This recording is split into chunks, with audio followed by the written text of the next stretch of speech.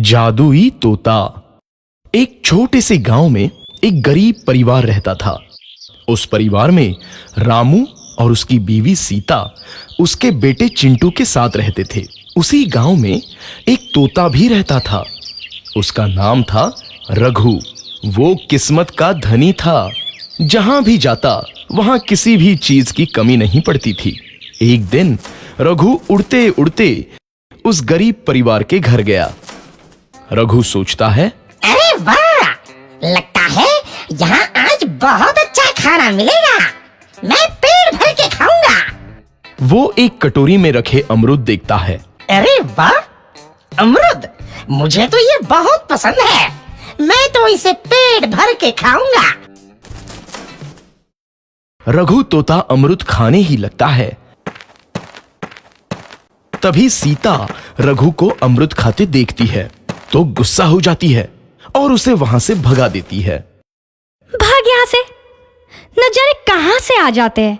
मैं तो परेशान हो गई हूं इनसे।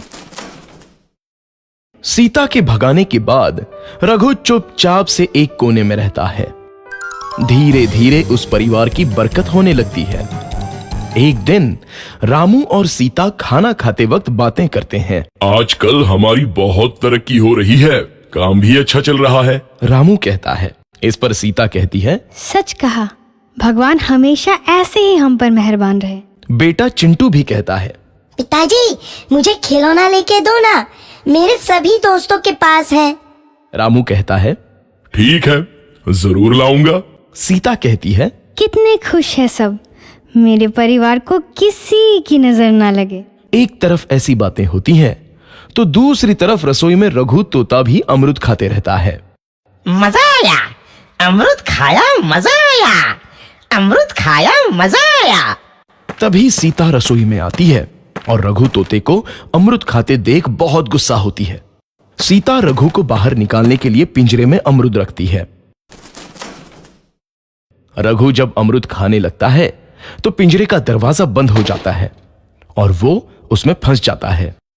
मुझे बाहर निकालो, मैं यहाँ फंस गया हूँ, मुझे बचाओ। अगले दिन सीता पिंजरा उठाकर बाहर दूर उस रघु को छोड़ देती है। रघु के जाते ही उनके घर आई बरकत धीरे धीरे कम हो जाती है। उन्हें बहुत घाटा होता है। सीता कहती है, ये क्या हो रहा है, अचानक इतना कैसे बदल गया? अभी तक तो सब कुछ अच्छा चल रहा था। रामू कहता है, लगता है भगवान हम पर रूठ गए हैं। चिंटू भी कहता है, लगता है अब मुझे खिलौने भी नहीं मिलेंगे। और वो रोने लगता है और बाहर चला जाता है। कुछ दिन बाद रघु तोता फिर से उस घर में आता है। वापस आया, मैं वापस आया, अब मैं जमकर अमरूद खाऊंगा। रघु सीधा रसोई घर में चला जाता है और अमरूद खाने लगता है। कुछ देर बाद सीता रसोई में आती है और रघु को देख कहती है, एक तो घर में पहले से इतनी दिक्कत चल रही है और ऊपर से ये तोता मुझे और परेशान कर रहा है। सीता रघु को वहां से भगा देती है। रघु उड़कर किसी कोने में छुप जाता है। कुछ दिन बाद धीरे धीरे उस घर की बरकत वापस आने लगती है। काम भी अच्छे से चलने लगता है। एक रात जब रघु तोता अमरूद खाने जाता है तो पिंजरे में फंस जाता है। ये लोग आखिर चाहते क्या हैं? एक तोते को शांति से अमरूद खाने क्यों नहीं देते? मैं कौन सा चोरी कर रहा हूँ? बस अमरूद ही तो खा रहा हूँ। तभी रामू वहां आता है और पिंजरे में रघु तोते को देख उसे बाहर छोड़ देता है। ये तोता भी कितना जिद्दी है, बार बार वापस आ जाता है। जैसे ही रामू रघु को छोड़ देता है, अगले दिन से फिर से उनके घर की बरकत जाने लगती है। काम में घाटा होता है।